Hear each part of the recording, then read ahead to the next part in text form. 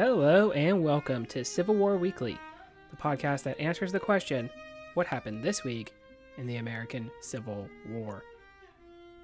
I'm your host, Tim Patrick, and this is episode 110, April 24th to April 30th, 1863. Last week, we had a raid-heavy episode. There was Imboden's raid on the Baltimore and Ohio Railroad, which of course is going to be aimed in taking pressure off of Lee and his army that still sits along the Rappahannock. We also had Grierson's raid through Mississippi, finally ending all the way at Baton Rouge. This week, we have a few events connected with the Vicksburg campaign. At the end of the episode, we need to do further setup for a bigger episode next week, the Battle of Chancellorsville. Before we do that, though, just want to mention Patreon content. Of course, we had the movie review, The Horse Soldiers, from this month, and we are rapidly approaching here Chancellorsville in May, so I'll be doing another picture slideshow, and I'll be covering the area of preserved land that was preserved by mostly the American Battlefield Trust on the first day's battlefield, so I'll be talking a little bit about the trail there and doing a picture slideshow. So if that sounds like something that would interest you, the link to the Patreon is in the show description, and those proceeds do go toward the general upkeep of the show as well. On the 26th, we have action at Cape Girardeau, which is on the Mississippi River, actually north of Cairo, which, as we know, is where the Mississippi meets the Ohio River. Cape Girardeau was named for a French soldier and explorer while the area was still under control of France. It had become the biggest port between St. Louis and Memphis on the Great River, so it was of strategic value. Now you remember two characters we have previously discussed. The first is John McNeil, who makes his name fighting against Confederate guerrillas during the war. The second is going to be John Marmaduke. Marmaduke made a raid into Missouri early in the year. If you recall, he was turned away at Springfield and then again at Hartville, forcing his column back into Arkansas. Well, he is going to launch another attempt into Missouri for multiple reasons. The first is that he can take pressure off of Arkansas by Union troops. Doubly, he could also maybe remove potential reinforcements for Grant in his operation against Vicksburg. He could also gather supplies as well as recruits. If you think about it from the Confederate perspective, it must have been frustrating to know that there was a large Southern supporting population in Missouri. We mentioned as much in our episode involving guerrillas. But these men were not necessarily ready to join the Confederate Army for reasons we mentioned in that segment as well. Marmaduke and other Confederate officers would obviously want to tap into that potential. Marmaduke is not the first or the last Confederate officer that's going to believe that they can move into Missouri and get a lot of traction in terms of support, get a lot of individuals to join the army. Sterling Price is still going to have that thought, even as far away as his 1864 raid. And we saw similar kind of thinking in the Kentucky raid with Braxton Bragg. Not really a raid, but the campaign into the heartland. So there's always going to be this thought that maybe if we have an army that operates effectively in the border state, then perhaps the pendulum is going to swing toward our side. It's also interesting to note that Marmaduke has this thought of potentially trying to divert Grant's resources. There's not really going to be a whole lot of that, as we will soon discuss, but there won't be a major concentrated effort by the rebels. Marmaduke had 5,000 men, which he divided into two columns. His goal would be to trap John McNeil at Bloomfield using the two forces, one commanded by George Carter, the other commanded by Joe Shelby. Carter would be delayed in getting to Bloomfield, allowing for his escape after destroying that town. Instead of moving to Pilot Knob, which is a little north and west, McNeil would go to the heavily fortified town of Cape Girardeau. If you recall, Grant was in 1861 commanding in the area and had built several forts to protect the important port city. Marmaduke and his columns would combine and move on the town. Despite the tall odds, Marmaduke tried to use deception to capture McNeil, demanding surrender and signing the note as sterling Price. Maybe, if it was thought that Price had returned with his army, more than just the mounted forces currently outside the federal lines, then it might induce a surrender. McNeil was well informed on truth, strength, and disposition, so he declined the surrender. Marmaduke would look to press the issue and launched a series of attacks that probably had no hope of success. Federal cavalry would respond to their Confederate counterparts, resulting in a 4-hour exchanging of fire. Eventually, Marmaduke would disengage and retreat back into Arkansas, with the Union giving chase. Casualty figures are all over the place, most likely being 10 or so for both sides. For the Confederates, Marmaduke had his second raid now unsuccessful, but at least he was trying to come up with something to turn the tide west of the Mississippi. We need to look into exactly what has been going on with Grant as he makes moves on Vicksburg. We have done a good job highlighting some of these bigger moves, but I want to backtrack just a little bit. We need to talk about one man coming in secretly to evaluate Grant and Charles Dana. Dana was a New Hampshire native and former journalist. He actually broke with Horace Greeley over Greeley's initial stance on letting the southern states leave the Union in peace. Stanton picked him up as a special commissioner, where he was sent north to report back to Washington on the status of the campaign. Reportedly, he even had the power to remove Grant if he thought it would be the best move. Luckily, Dana would take to the general and become a strong ally for Ulysses. Dana was also there to make sure that Grant was conforming to the way in which the Lincoln administration wanted to conduct the war moving forward. He had no problems there, as Grant was more than willing to start to wage a harder war and would, if not welcome, tolerate the creation of U.S. colored regiments. During Steele's raid, Grant would encourage the Union officers to welcome formerly enslaved individuals, which had not been the policy before. There are some sources I should mention just very briefly about Charles Dana as well, where they mention that it's fortunate for Grant that Dana does get along with them, because if he had not, then he probably would have reported more intently on his drinking, and because of this agreement that the two men come to, then he does not report back about Grant getting intoxicated. And while I have seen sources kind of differ into exactly how bad Grant's drinking was, it certainly would not have helped, even if there had been 1 or 2 times during the campaign, then it might have been curtains for Grant. So turning back on the campaign, Grant does come up with his idea to come at Vicksburg from the south. Reportedly, 2 officers, including Admiral Farragut, take credit for giving him that idea, but this is also not confirmed. None of the generals were happy about the plan to move south, with the exception of John McClernand. And that's particularly odd considering that McClernand does not like Grant, and Grant does not like McClernand. McClernand, as we mentioned, would be leading the way south, which was not going to be easy. The land was, and roads were, difficult going. Furthermore, there was a Confederate presence on that side of the river, which could harass the enemy.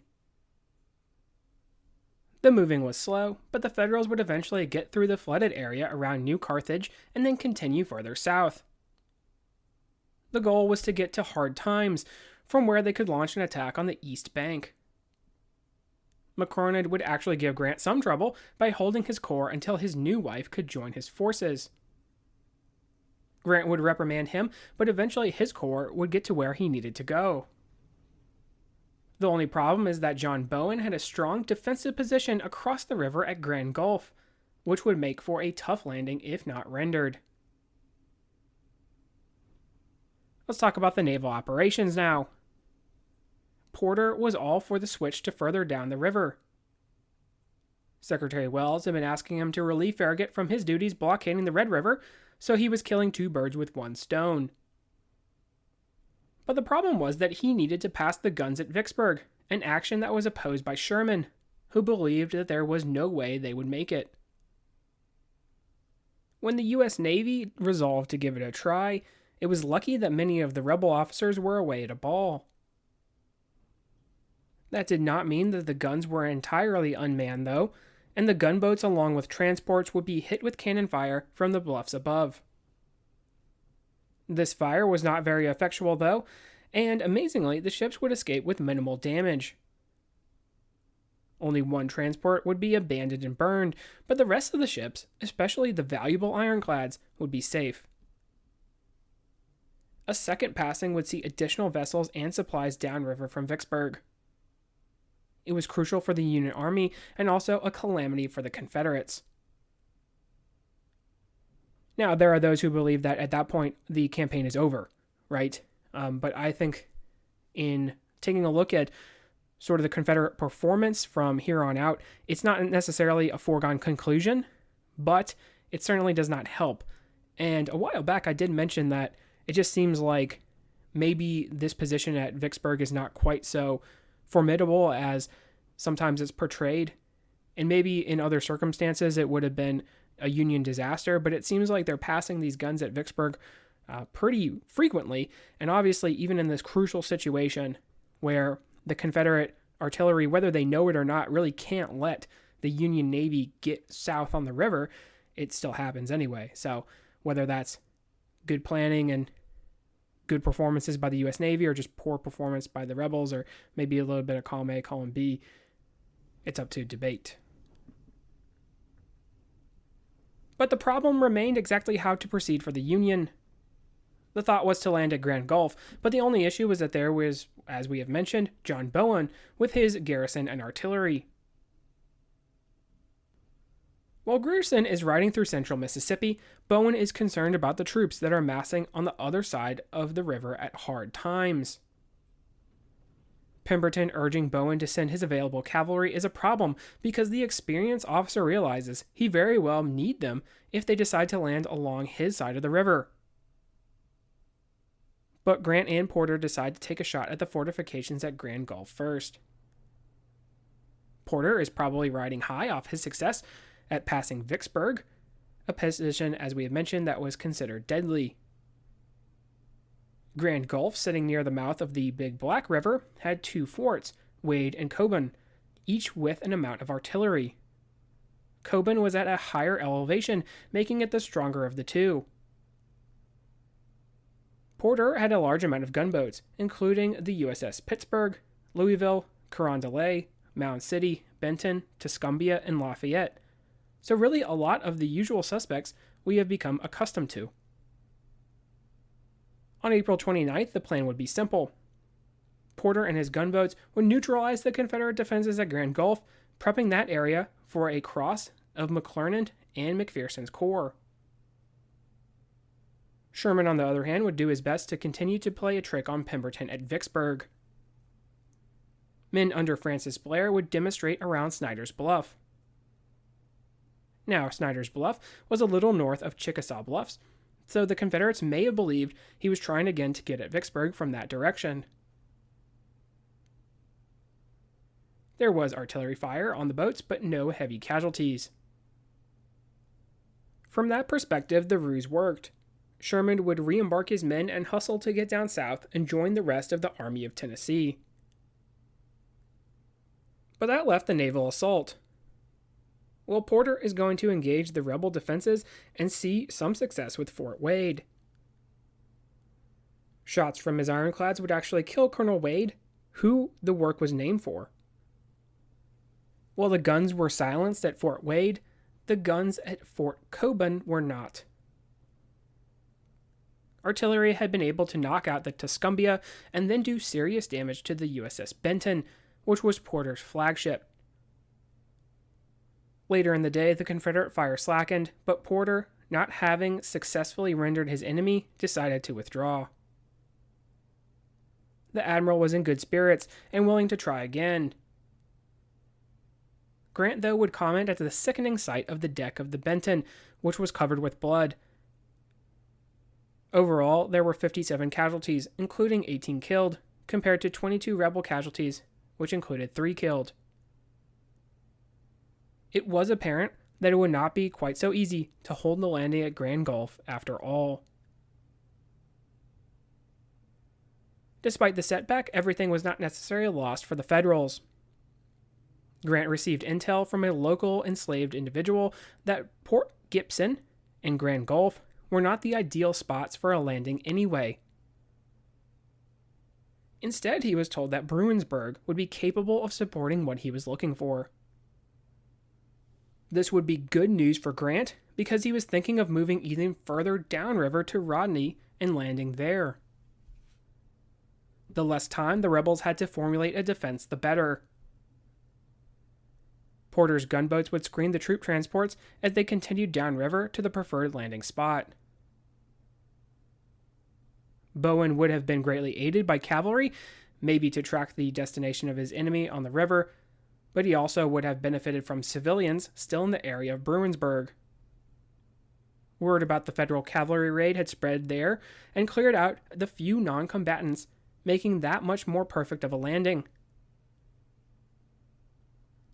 It's also fortunate because if Grant moves further south, then obviously as Grierson is cutting south, and he's not going to be able to know this, but if all the attention for the Confederate mounted arm is moving in that direction, then the further south that Grant goes, the more likely that there's going to be advance warning for the Confederates. So just the fact that he's able to have this perfect landing spot become available, it's been cleared out. Grierson does his job, right? The cavalry is able to be pulled away, and then he's gifted this very nice landing spot. It's all very fortuitous for Grant. Traveling light, the troops would immediately land, creating a beachhead and marching inland.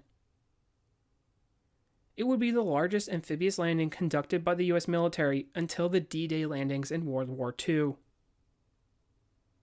Grant, after months of setback, was finally ready to strike at his foe. He was on the right side of the river. So we do need to do some setup before we can focus on a bigger episode next week.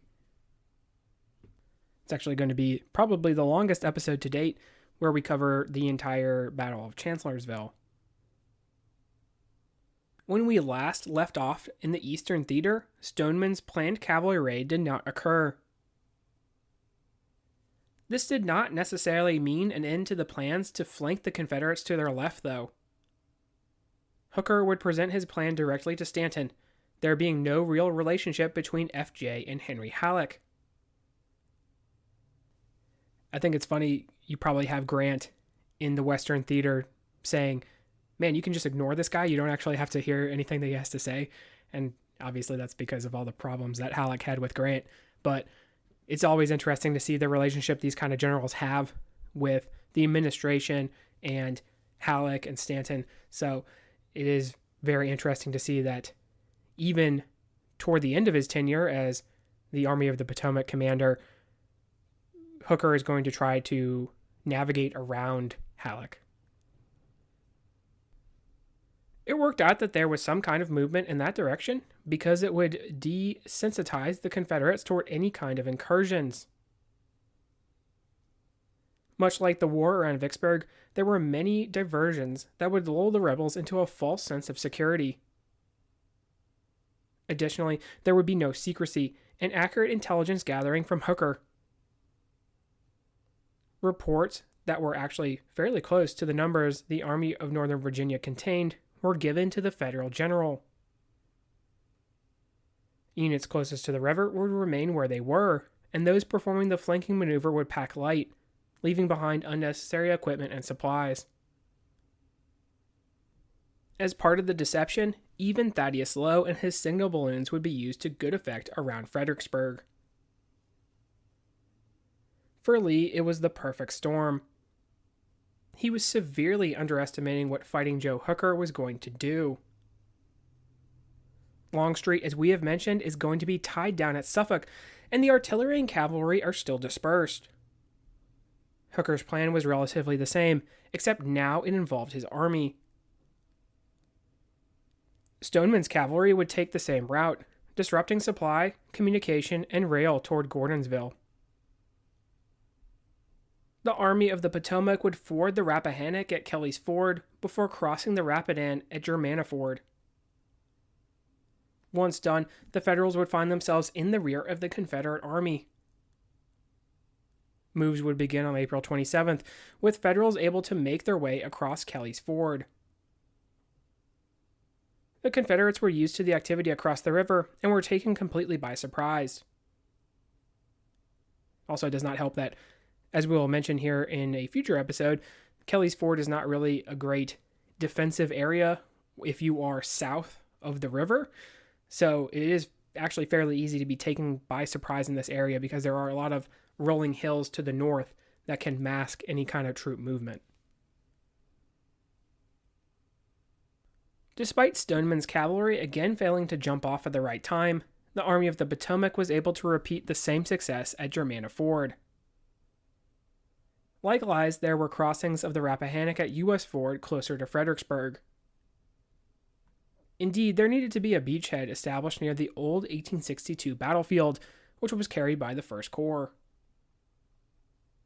Rebels had advanced earthworks closer to the river, which were a fairly strong position.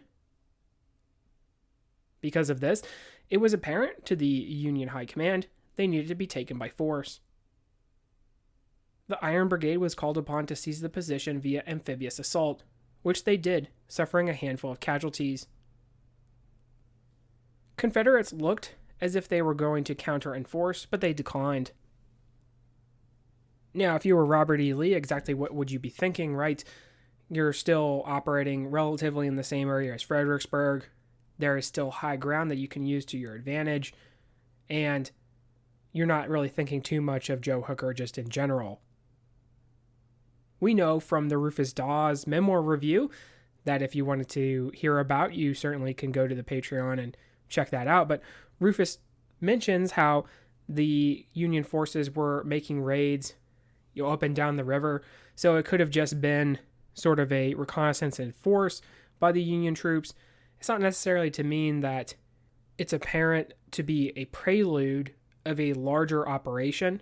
And even if it was the prelude to a larger operation, the chances that the Union Army flanks your entire position, that's probably not something that's necessarily crossing your mind either.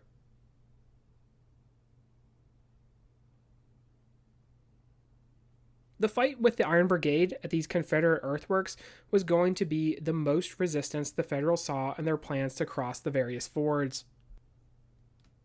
Hooker was able to move 70,000 men to a place called Chancellorsville. From there, the plan was simple. John Sedgwick would lead 40,000 men to engage the Confederates at Marye's Heights and Fredericksburg proper. The rest of the forces would engage what Hooker expected to be Lee's whole army. But Lee was not acting as he normally would. Jeb Stuart had been cut off from Lee, so the rebel general was not aware of the Union movements until almost 2 days after they began. Once he was able to realize the predicament that he was in, it would be decision time for Bobby. We will open up with that decision next week as we fight the Battle of Chancellorsville.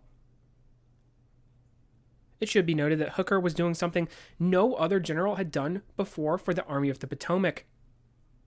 He had stymied the Gray Fox, and his plans up until May 1st were going exactly according to plan. Never a fan of frontal assaults, Hooker's flank attack was splendid. Despite there being some mishaps on the march, notably that not all in the flying column packed light. He was in a great position as May opened up in 1863. We'll get there with the analysis on Joe Hooker, but I do think it is worth mentioning that he does do a really good job in this march. He puts the Union Army in a position that it can do some serious damage at the exact wrong time for the Confederates. So there is that for him. And the Union Army that is marching to meet Lee is actually in high spirits, which, given Burnside's debacle at Fredericksburg, would have been a tough turnaround, right? So Hooker does a good job in getting them to that point.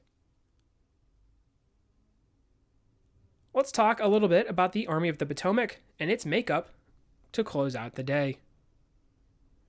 We mentioned that there had been some changes.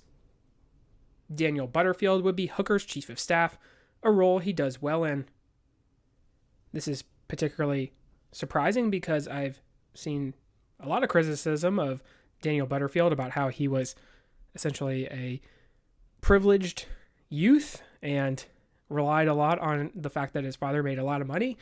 And we mentioned, I think, in a previous episode where a fire brigade that he owns, he starts a fire so that they can put out the fire. And if that isn't sort of privileged behavior, I really don't know what is.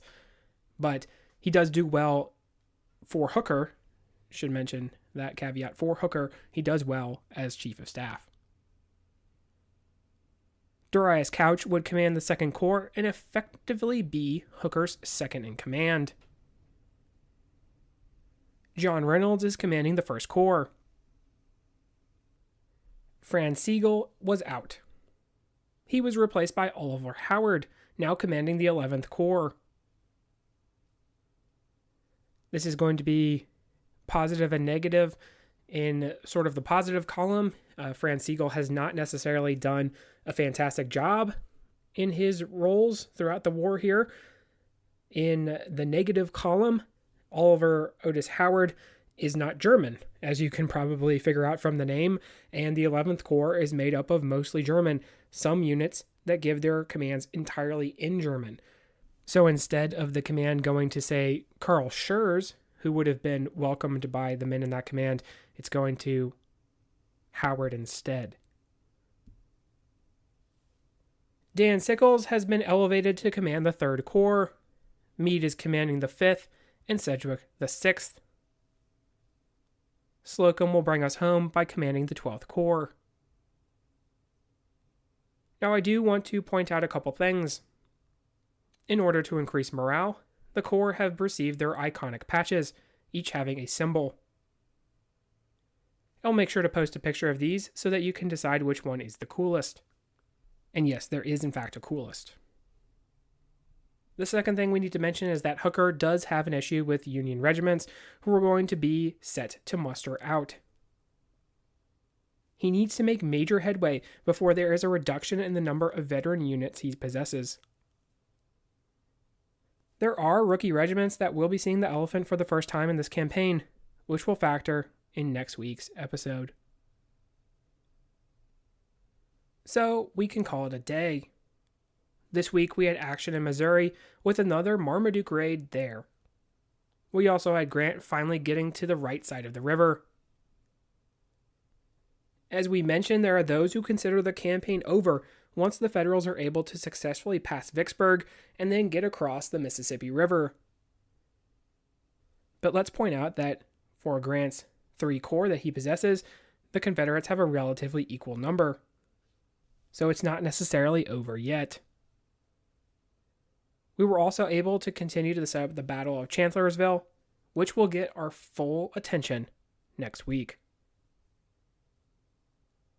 If you like what you hear, please make sure to leave a review.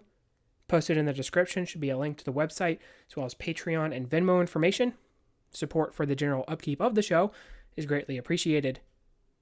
Feedback is always welcome. Questions, comments, concerns. The email is cwweeklypod@gmail.com. Thank you all so much for listening, and have a great week.